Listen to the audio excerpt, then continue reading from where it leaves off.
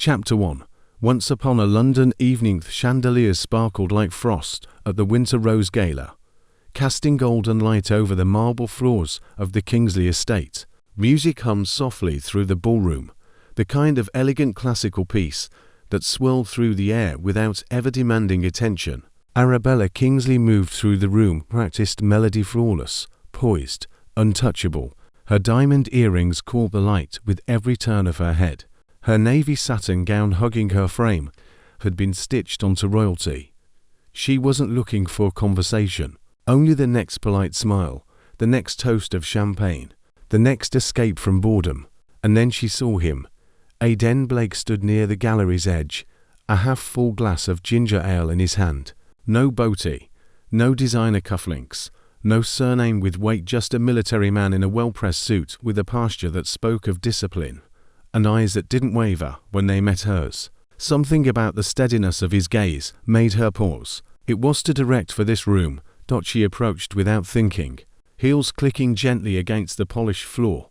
"You don't look like you're enjoying yourself," she said, lifting a brow. Aiden offered a small smile. "That's obvious." She shrugged lightly. "You stand out. In this room, that's rarely a compliment." "I'll take it anyway," he replied, voice low, his eyes warm and open. "I'm Aiden, Captain Aiden Blake." "Arabella," she said, surprised by how easily her name sounded in his presence. "Kingsley." Understanding flickered in his eyes. "Ah, so this is your kingdom." "Hardly. It just carries my father's name." There was no awe in his tone, no awkward effort to impress her. They talked about music, about how these events felt like glittery cages, about how he preferred quiet places where people didn't pretend to care. Arabella didn't realize how long they stood there, her champagne forgotten, until the crowd around them began to thin. "Do you want to get out of here?"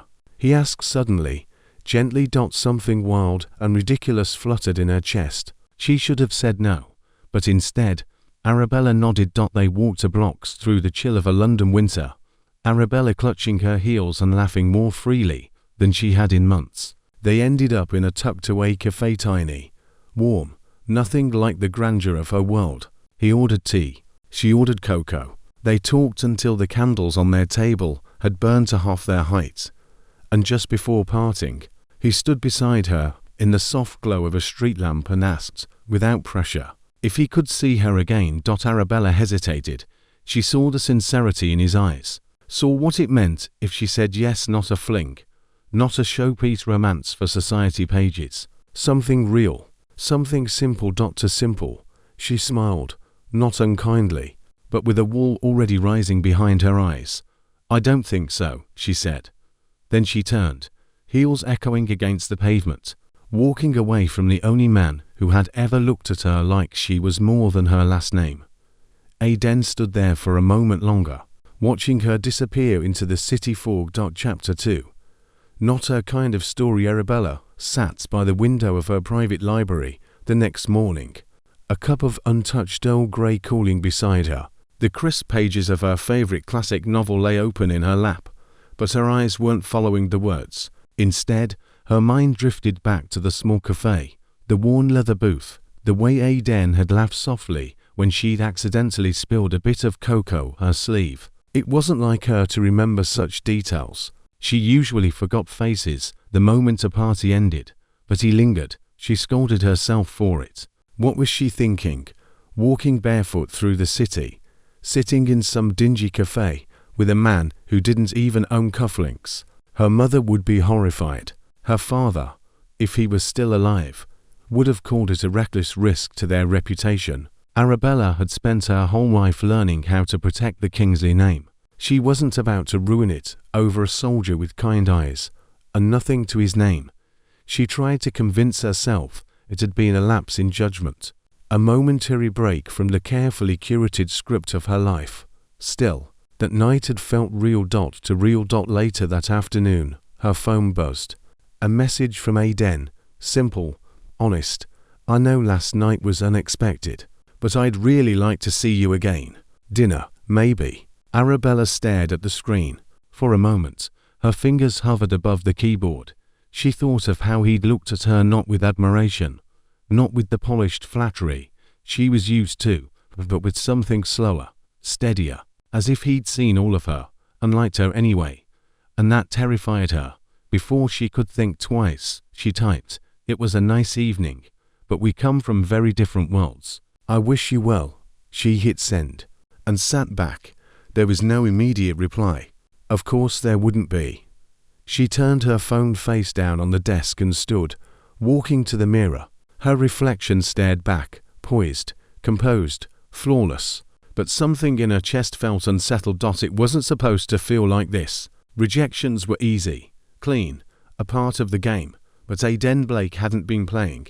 She opened her book again, but the words blurred, unwanted tears pricking her lashes. Arabella Kingsley had everything: a townhouse in Kensington, a closet of couture, an invitation to every exclusive circle. So why did it feel like she'd just lost something she never gave herself a chance to hold? Chapter 3. The silence of departure. Eden stood at the edge of the airstrip, the early morning mist curling around his boots like ghostly fingers. The military base was quiet except for the hum of distant engines and the occasional call of a commanding officer. In his duffel bag was everything he owned: clothes, a few worn paperbacks, and a folded note he never sent. Her name was still in his phone, untouched since her last message. "We come from very different worlds. I wish you well." He hadn't replied. What could he say? She'd made her choice, and he had nothing more to give except distance. As he boarded the plane for his 6-year deployment, he didn't look back. Not at the tarmac, not at the skyline of London in the distance, and certainly not at the chapter of his life that ended with her silence. Back in the city, Arabella's world spun on as if nothing had happened. There were art gallery openings, silent auctions, yacht parties along the Thames. She went through the motions with perfect grace, smiling for photographers, clinking glasses with eligible bachelors, and laughing at jokes that didn't touch her heart. But at night, when the ballroom lights had faded and the silence of her penthouse pressed in, she would find herself staring at old texts she hadn't deleted. Sometimes, her fingers would type his name into her search bar, just to see if there were updates, mentions of his unit, photos of him in uniform, interviews. But the military was a private world, and Aiden Blake had vanished into it like a stone dropped in deep water. No ripples, just absence. She told herself it was for the best, that she'd saved herself from heartbreak. But that didn't explain the ache that lingered, soft, persistent, and humiliating. She began to hate how empty her elegant flat felt, how muted her laughter sounded now. 6 years passed like water through her fingers. She traveled, modeled briefly for a charity campaign, sat on the boards of foundations her mother insisted would look good in press. Her name remained golden, her smile remained polished, but she was not the same girl who once walked barefoot through London with a soldier at her side. And somewhere in the distance, where medals were pinned and good men fought for causes no one celebrated, Aiden Blake hardened into someone new. He kept his kindness tucked away, like a letter never sent, and let the silence between them become a part of who he was. Chapter 4. The Fall of a Princess. It was raining the night everything changed. Not the kind of soft drizzle London was known for, but a cold, hard downpour that blurred streetlights and turned roads slick like glass. Arabella had been returning from a late-night charity gala, her laughter still echoing in the back seat of her town car, when the crash came. A blinding flash of headlights, a swerve, a scream. Then nothing. She awoke days later in a private hospital suite, the sterile scent of antiseptic clinging to the air. Her head throbbed, her throat was dry, but when she tried to move her legs, nothing happened. Panic surged. Her voice cracked as she called for a nurse. The beeping of machines suddenly louder, sharper. Doctors came. Explanations followed. There had been spinal damage. The surgery had gone well, considering the circumstances, but the prognosis was clear. She would never walk again. Arabella stared at the ceiling as the words sunk in, her manicured hands clenched into trembling fists. She didn't cry, not then, not when her mother arrived, pale and composed, offering platitudes wrapped in cold efficiency. Not when flowers poured in from socialites who didn't care. Not even when the reporters began circling like vultures. It wasn't until the nurses wheeled her to a full-length mirror for physical therapy that the tears came. The woman staring back wasn't the Arabella Kingsley the world adored. This woman was pale, fragile, eyes hollowed by sleepless nights. Her legs, once the envy of fashion photographers, lay still beneath a blanket, useless, foreign. She sobbed quietly as the therapist knelt beside her, murmuring gentle encouragements. But no words could dull the jagged truth. Inside her the life she had known was gone. No more dancing, no more red carpets, no more disappearing into crowds like a goddess among mortals. Everything had stopped in that moment on the road. The glitter, the control, the freedom shattered like a glass against pavement. And in the deafening silence that followed, she thought of him. Of a man with warm eyes and steady hands, of quiet coffee shops, of things she never let herself want, of the soldier she had let go. Chapter 5. Gilded Kajeli. Kingsley Townhouse had always been a symbol of grandeur for stories of marble, crystal, and carefully curated luxury. But as Arabella was wheeled through its ornate halls upon returning from the hospital, it felt less like a home and more like a monument to a life she no longer belonged to. Everything was the same. The sweeping staircase she could no longer climb, the rosewood floors that echoed beneath her wheelchair, the towering windows with views of a world she no longer touched. The staff tried to smile, tried to act natural, but their eyes darted unsure, uncomfortable. Pity wrapped around her like an unwanted shawl. Her mother had redecorated the sunroom into a ground-floor bedroom, complete with hospital-grade adjustments and soft, elegant furnishings. "It's just temporary," she said, her voice clipped. "Until you're stronger." Arabella didn't reply. What was there to say? The first few days were filled with scheduled visits from specialists, physiotherapists, and well-meaning friends who brought expensive flowers and shallow words. Arabella smiled, nodded, accepted their gifts, then asked to be left alone. By the second week, the visits had all but stopped. The silence settled in, days blurred. She'd wait to filtered light, listen to the faint clinking of dishes from the kitchen, and then stare at the same spot on the ceiling 4 hours. Reading felt like a chore. Music grated on her nerves. Even her designer clothes, once armor, now sat untouched in her closet upstairs. Worse than the stillness was the echo of her own mind. Who am I now? What am I worth like this? She lashed out more often, snapping at nurses, ignoring calls, refusing visitors. Her mother tried to maintain appearances, organizing carefully worded statements for the press. Arabella tore them up without reading. Pride had once been her crown. Now, it was her chain. And yet, beneath the anger and the grief, something quieter began to bloom, an ache that had nothing to do with her legs. In the quiet of the night, when the house creaked and London sighed beyond the glass, she found herself remembering things she'd buried. A soft laugh across a cafe table, a strong hand offered without expectation, a walk through the rain, barefoot and free. Aiden Blake. The thought of him came not like a wound, but like a whisper, gentle, persistent, not because she hoped he'd save her, but because he had once seen her as something more than perfect. And now, in a house full of beauty she could no longer touch, she longed to be seen that way again. Chapter 6. Homecoming. Soldier. Train hissed into Paddington Station just after dawn, its brakes screeching like a sigh of return. Aiden Blake stepped off onto the platform with nothing but a weathered duffel bag slung over his shoulder and a quiet strength that had only deepened with time. His boots touched London soil for the first time in 6 years. Older now, his posture straighter, his silence heavier. The city hadn't changed much, but Aiden had. His uniform was neatly packed away. The medals he'd earned were tucked into a drawer he hadn't yet unpacked. War had carved stories into the lines of his face and etched memory into every scar on his body.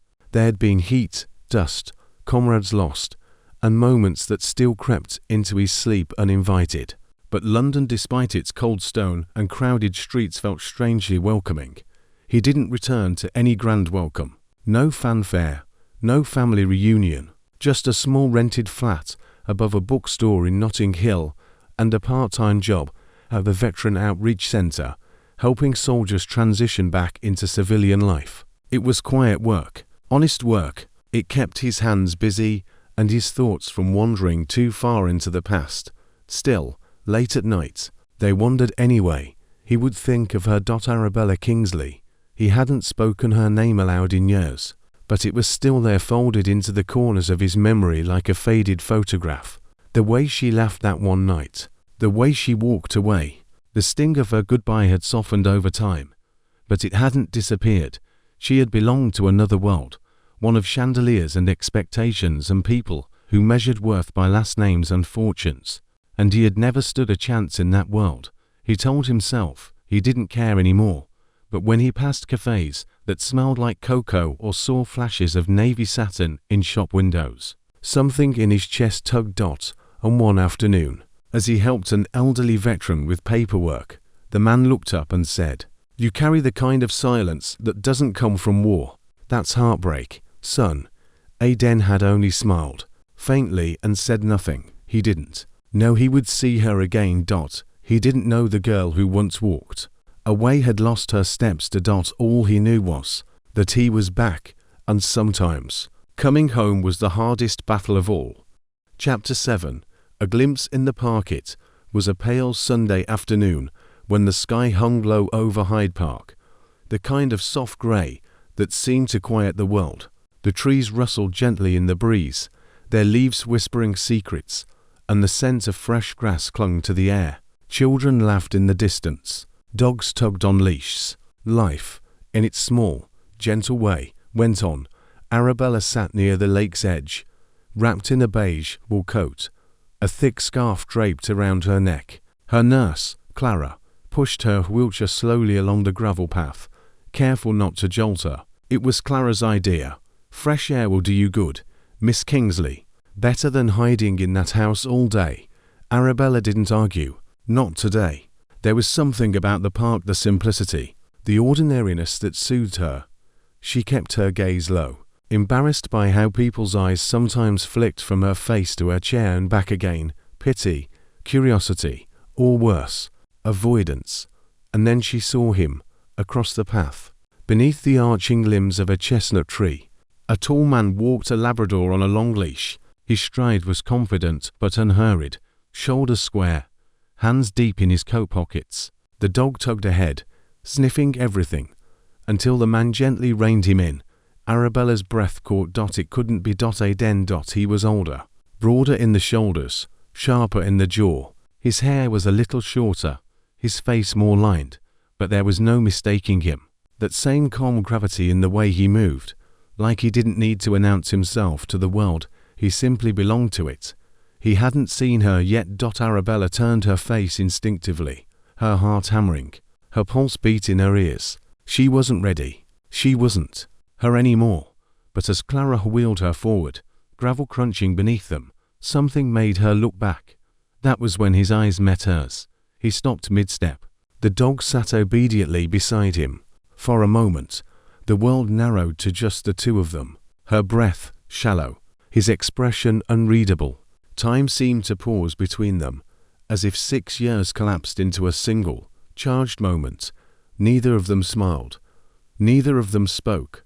But something passed between them, shock, recognition, sorrow, and something unspoken that trembled just beneath the surface.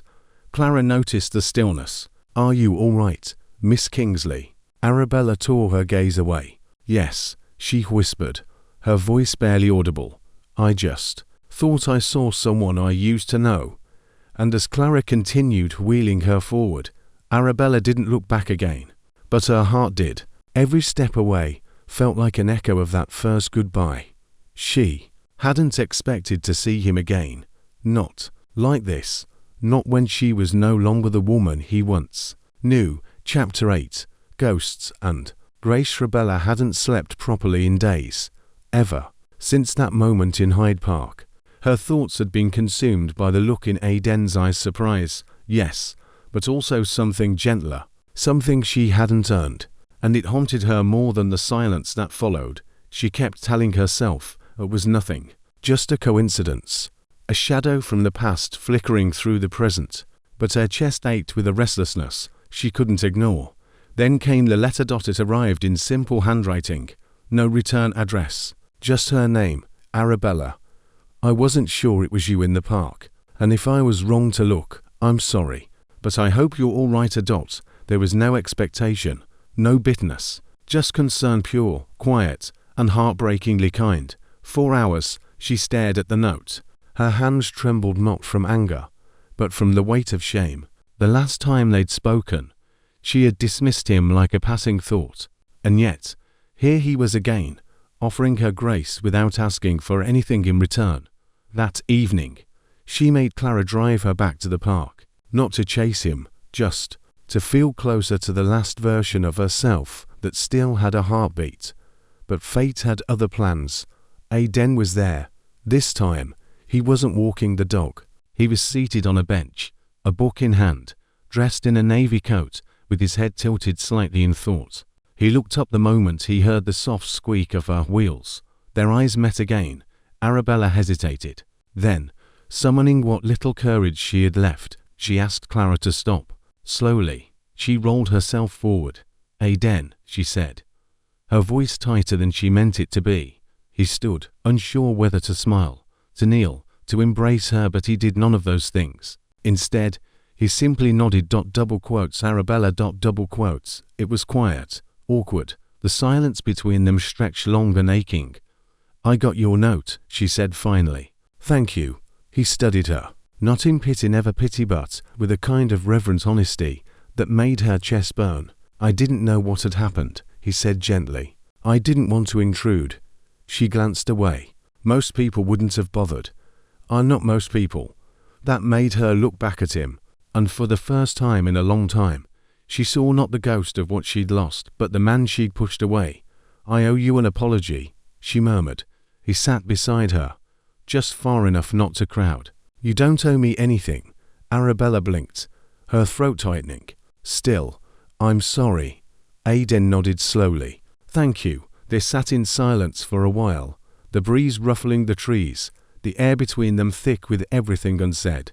And though nothing about it was dramatic or cinematic, it felt like something inside her cracked open just a little. Not quite forgiveness, not yet healing, but something new. Hope. Chapter 9. Coffee and closer. Arabella wasn't sure what compelled her to say yes when Aiden asked if she wanted to grab coffee. Maybe it was the softness in his voice. Maybe it was the fact that he didn't ask out of pity or obligation, just quiet sincerity. Or maybe, just maybe, she didn't want their conversation in the park to be the last. They met at a small cafe tucked into a cobbled corner of Bloomsbury, far from the places Arabella used to frequent. It had wide windows and mismatched chairs, with the smell of cinnamon and roasted beans clinging to the air like warmth in winter. Aiden had already secured a table by the window when she arrived, her chair humming softly across the floor as she wheeled herself in. He stood as she approached instinctively, like a gentleman who hadn't forgotten his manners, and then awkwardly sat back down as she gestured with a small smile. They didn't hug. They didn't talk right away. They just sat, letting the silence settle. I wasn't sure you'd come, he said, stirring his tea with slow, deliberate circles. Arabella looked down at her cup. Hot chocolate, just like that night 6 years ago. I wasn't either. Aiden nodded. He didn't press. She took a breath. I was cruel to you. Back then, his eyes met hers, steady and unreadable. You were honest, and I accepted it. No, she said, voice quieter now. I wasn't honest. I was scared. Scared of how much I liked you, of what people would think, of how out of control it made me feel. He didn't interrupt. He let her speak. I came from a world where everything had to fit perfectly. You didn't, and instead of seeing the beauty in that, I pushed you away.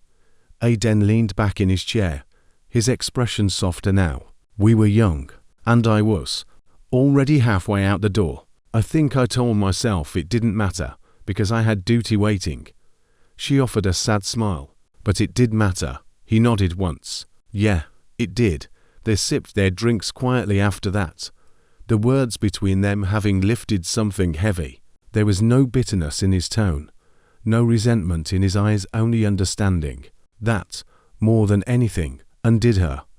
"I used to hate silence," Arabella admitted after a long pause. "But lately, it's all I have.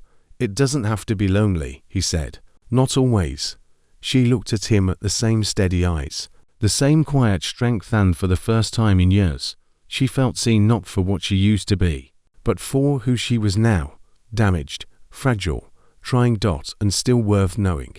"I'm not who I used to be," she whispered. Aiden smiled gently. "Neither am I outside." The first drops of rain tapped against the window. Arabella watched them trail down the glass, then turned back to the man across from her. For once, she didn't feel like she had to run. Chapter 10. A different kind of beautiful sessions began quietly. Aiden had offered, gently and without pressure, to help Arabella with her mobility exercises. He wasn't a licensed therapist, but his military training had included rehabilitation, support, and more than that, he understood what it meant to rebuild from pain. She agreed, hesitantly at first, unsure if her pride would survive the closeness, the vulnerability. But what surprised her wasn't how capable he was, it was how patient he was. Each morning, he arrived at the townhouse with a soft knock and a thermos of tea. Clara would greet him at the door, and Arabella, still adjusting to needing help with the simplest routines, would meet him in the sunroom. The first few days were awkward. She struggled with balance, coordination, the bitter frustration of asking for a help. But Aiden never flinched, never looked away. "Take your time," he'd say when she clenched her jaw and tried to force a stretch. "You're stronger than you think." They practiced standing transfers, arm strength, core stability. He celebrated her smallest victories, a shift in posture, a straighter spine, the first time she reached the top of a shelf without shaking. And in between the exercises, they talked. Not always about the past, sometimes about books, about childhood memories, about places Aiden had seen, sunrises over deserts, night skies filled with stars untouched by city light. One afternoon, after a particularly frustrating session, Arabella dropped her resistance for a moment and let herself laugh full, warm, unexpected. "I used to think beauty was about control," she said, catching her breath. "Precision, presentation. But now, I don't know. Maybe it's something else." Aiden crouched beside her, handing her a towel. "What do you think it is now?" She looked at him, her face flushed, hair falling loose around her shoulders. Resilience, grace, the way someone keeps showing up, even when it's hard. He smiled, quiet and full of something unspoken. "Then you've never been more beautiful." The words settled over her like sunlight through a window, soft, slow and healing. Later, he stayed for dinner. They cooked together in the kitchen, her giving instructions, while he moved through the space like he belonged there. The meal wasn't perfect, the risotto was a little underdone, but the laughter at the table was real. And when he left that evening, Arabella sat by the window in her chair. The lights dimmed and the city humming in the distance. Her legs still didn't move, but her heart had started to. Chapter 11. The things that Moteath days fell into a rhythm, a quiet sort of dance between healing and rediscovery. Aiden visited often now, not just for mobility training, but for small, ordinary things. They took walks through the garden. He walked. She rolled, speaking about nothing and everything. He fixed the crooked cabinet hinge in her kitchen. She insisted on baking him scones, even though she burned the first batch. It was in these little moments that something fragile began to take root. Not just familiarity, not just comfort, something tender. Something that felt like home. One afternoon, Arabella surprised him with a warm copy of The Old Man and the Sea. "You mentioned this was your favorite," she said, holding it out with a shy smile. "First edition." "I tracked it down through a rare bookstore." Aiden took the book slowly, almost reverently. "This must have cost a fortune." She shrugged. "Some things are worth more than money. I'm starting to learn that." He looked at her then, and there was something in his eyes, an ache, an admiration, that made her chest flutter. For once, she didn't look away. Later that evening, they sat side by side in the sunroom. Rain tapped gently on the glass, and Arabella asked, "Was it terrible?" Being away all those years, Aiden exhaled, parts of it. Not the duty, that was clear, simple, but the silence was hard. Coming home each night to empty letters, missing the chance to build something real. Arabella's fingers curled in her lap. "Did you ever think of me?" He smiled, faint and bittersweet, too often. "I used to wonder what your life looked like. If you were happy." She swallowed hard, guilt rising in her throat. "I wasn't." He turned to her, his voice low. "I imagined you in the middle of a glittering world, untouched by regret. But seeing you now, I wish I'd written. I wish I'd known." Arabella shook her head. "No, you did the right thing. I wasn't ready then. I would have ruined what we could have been."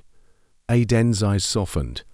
He reached out and gently took her hand, fingertips calloused from years of training, warm and grounding.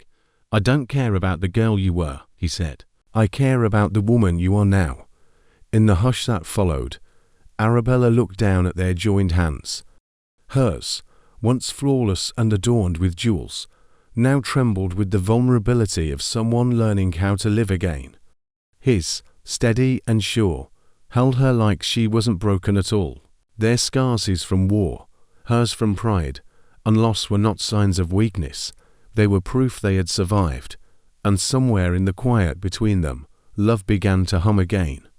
Softer this time, truer. Chapter 12.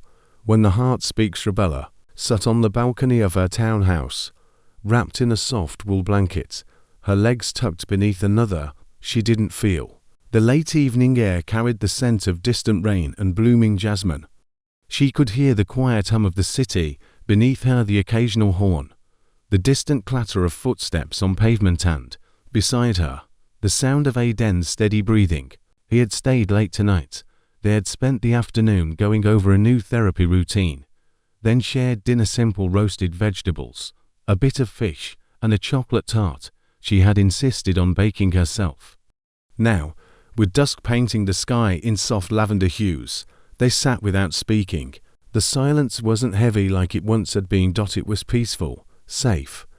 "I used to dream of leaving this place," Arabella said quietly, breaking the stillness, "of vanishing to some island, never having to pretend anymore." Aiden glanced at her, but let her speak. "But then the accident happened, and now I can't leave, not because of my legs, but because I don't know where I belong." He didn't reply right away. Instead, he reached for her hand, his touch light, waiting for permission. She let him take it. "I don't think anyone really knows where they belong until they find someone who makes them feel like home," he said. Arabella looked at him, her chest tightening. "Aiden, why did you come back? Why are you still here?" He turned fully toward her now, eyes warm, honest, unwavering. "Because I never stopped caring, and I never stopped hoping." She tried to speak, but her throat closed up. He exhaled, his voice gentler than the breeze. "Arabella, I know you don't feel like the same woman I met all those years ago, and maybe you're not, but I'm not the same man either. And yet," he paused, collecting the weight of what he was about to say, "I've never stopped loving you. Even when I tried, even when you walked away. I carried you with me through every deployment, every lonely night, and now, sitting here, I'm not asking you to love me back. I just needed you to know." Arabella blinked, her heart stumbling. She had imagined this moment, rehearsed it in her mind, but nothing prepared her for the way it made her ache. "Aiden," she whispered, "I'm broken."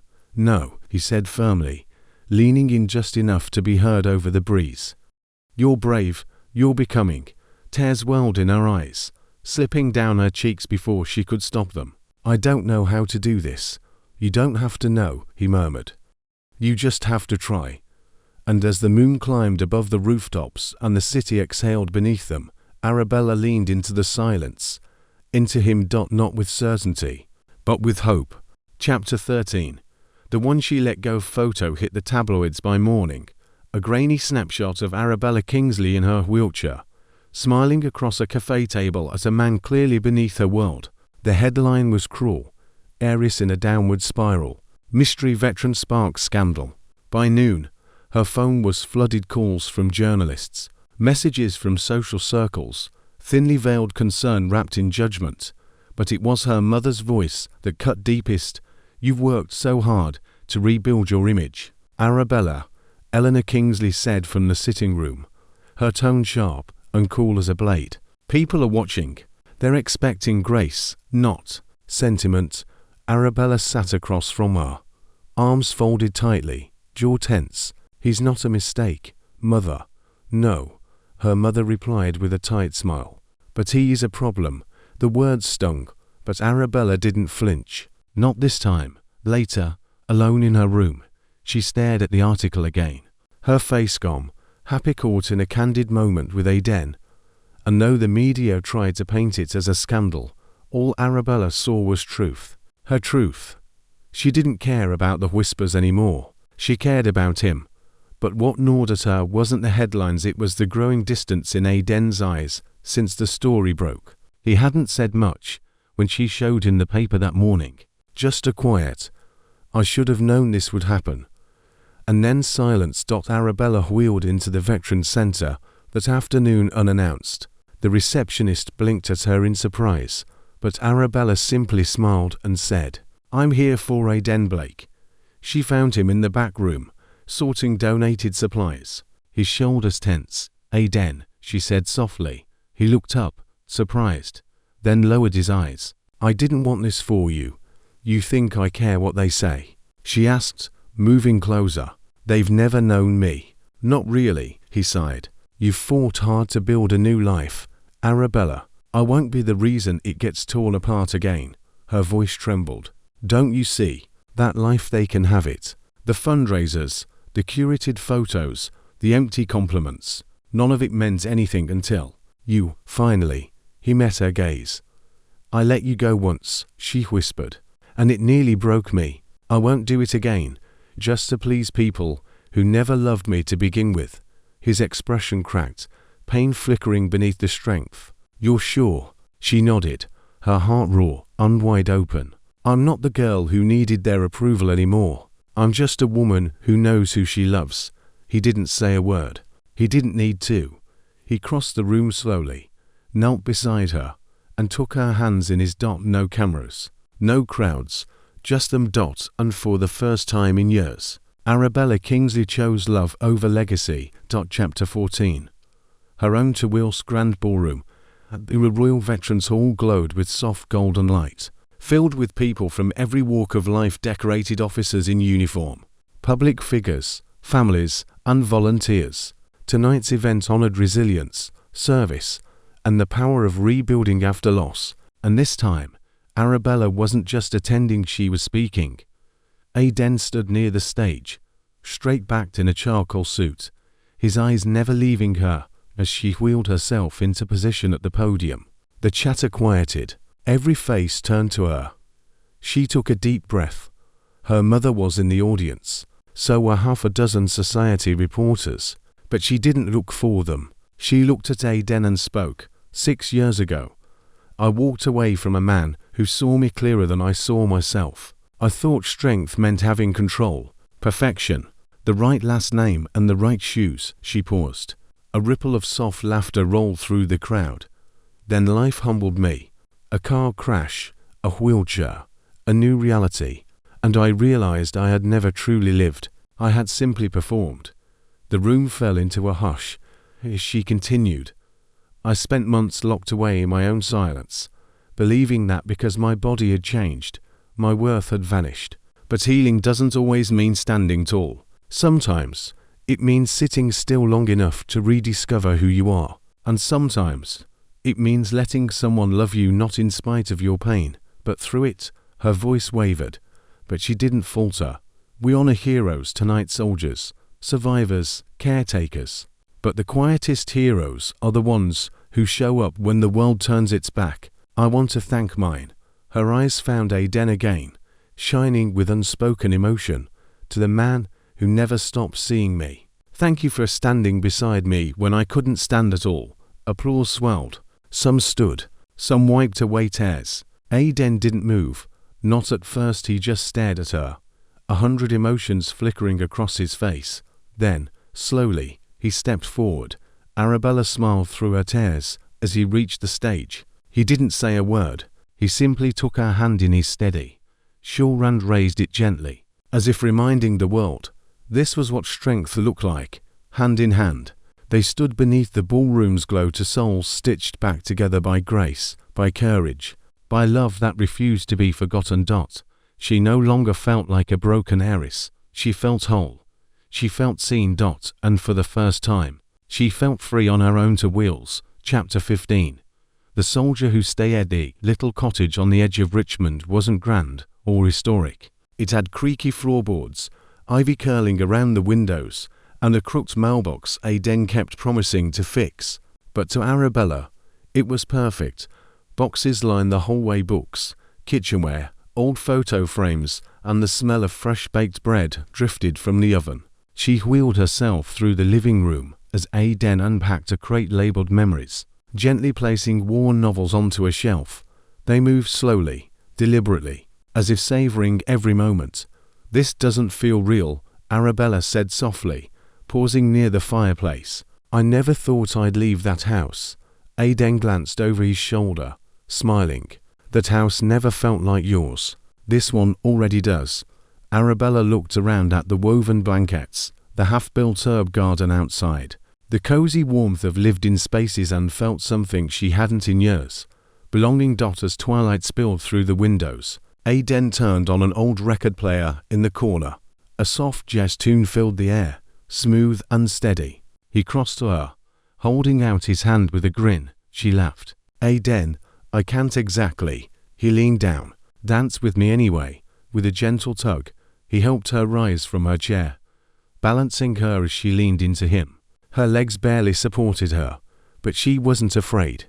His arms wrapped around her waist, her hands looped behind his neck. They swayed slowly in place, more of an embrace than a dance. Her head rested against his chest, and she felt his heartbeat calm. "Sure, real. I'm glad you came back," she whispered. "I never really left," he murmured, kissing the top of her head. Outside, the moonlight dusted the garden in silver. Inside, two people once broken, now whole, held each other in a home they'd built not from riches or history, but from hope. Arabella wasn't the girl who needed chandeliers anymore. And Aiden wasn't just a soldier haunted by the past. They were simply two souls who had found their way back. To forgiveness. To peace. To love. And this time, they weren't letting go.